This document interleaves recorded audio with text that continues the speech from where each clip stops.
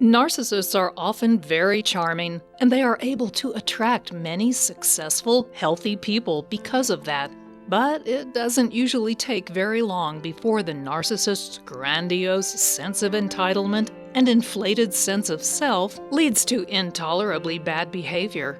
While it can take a while for you to adjust to the shocking change, most people will eventually decide to end such abusive relationships.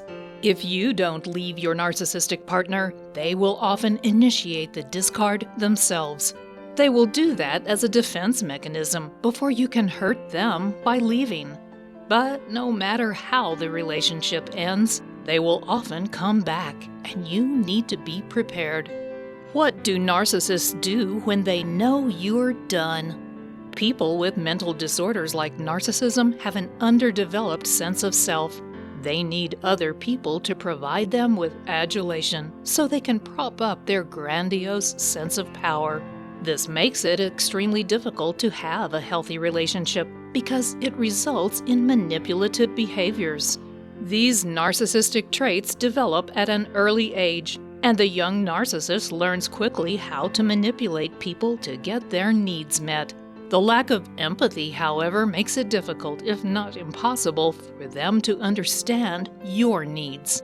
That results in unacceptable behavior that most people reject despite their surprise at the seemingly sudden change in their temperament.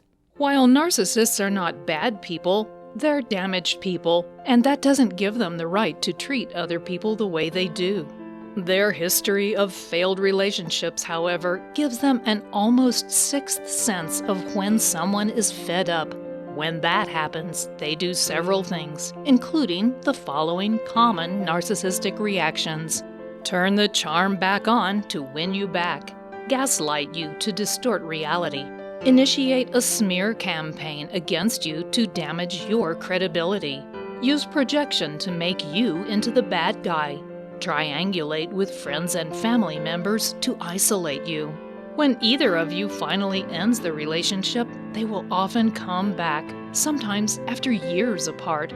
In this way, the pathological narcissist cycles through people to ensure they will always have a source of narcissistic supply.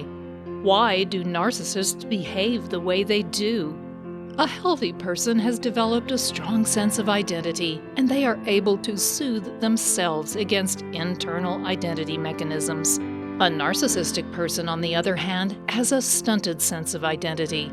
This is the result of childhood trauma that caused them to believe their true nature is hopelessly flawed. The damaged child buried that ugly truth deep inside themselves and constructed an exaggerated sense of self to replace their flawed true self. But the narcissistic child lacks the egoic structure to support their own grandiose self-image.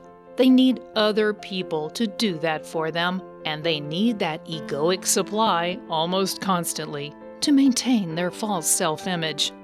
This is why they learn to manipulate people. It's important to remember that a narcissist is not a stupid person. In fact, they are often very insightful in more devious ways. They just don't have any self-awareness or insight into their own problem. In fact, they can sometimes even fool a mental health professional with what appears to be a high level of emotional intelligence. The therapist will figure it out if they continue working with the narcissist, but initially, they can seem very healthy. This desperate need for adoration, combined with a history of failed relationships, makes them very aware when someone is getting near the limits of what they will tolerate. If they can't prevent a discard, however, they will bide their time and come back into their ex's life at some point. What is a trauma bond, and how does the narcissist use it? Narcissists will often use a trauma bond to keep someone from leaving them. A trauma bond is very common in narcissistic relationships, and here's how it works. The narcissist is charming, and you fall for them. Then they turn very cold very suddenly. You're stunned, but you desperately want that wonderful soulmate back. You work hard to get them back by catering to their needs. They give you small rewards that are reminiscent of that soulmate you thought you knew, and you think you're making progress.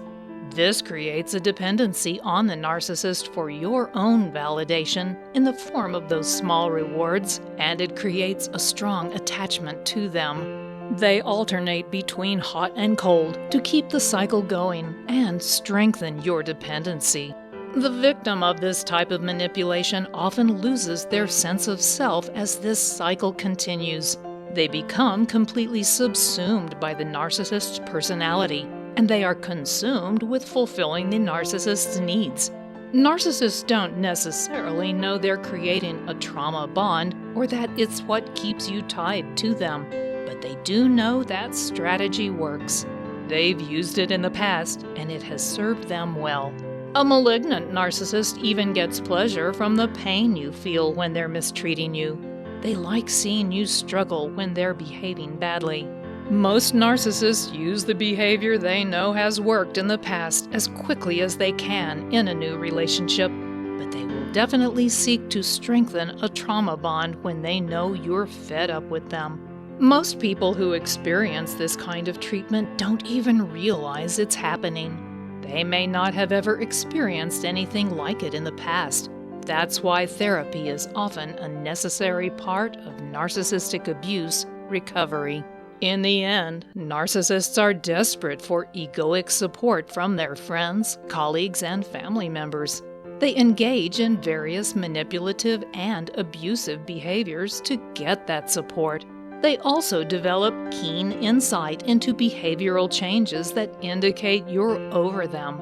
That's when they will initiate a charm offensive to get you back. If that fails, they'll turn to negative tactics to smear you and damage your credibility. You'll likely feel blindsided by this behavior, and it can create substantial damage to your own self-esteem. Recovery is possible, however, once you recognize the signs of narcissistic abuse. The first step is to know that you have a problem, and from there, a new, happier life is possible when you start prioritizing your needs and self-care. I am excited to share with you my comprehensive 5-step roadmap that will effectively address and diminish emotional triggers. This roadmap is specifically designed to guide you through the process of identifying your triggers and diffusing their impact. To get your free copy of this valuable guide, simply click on the link below the video and I will send it directly to your inbox. Thanks for watching.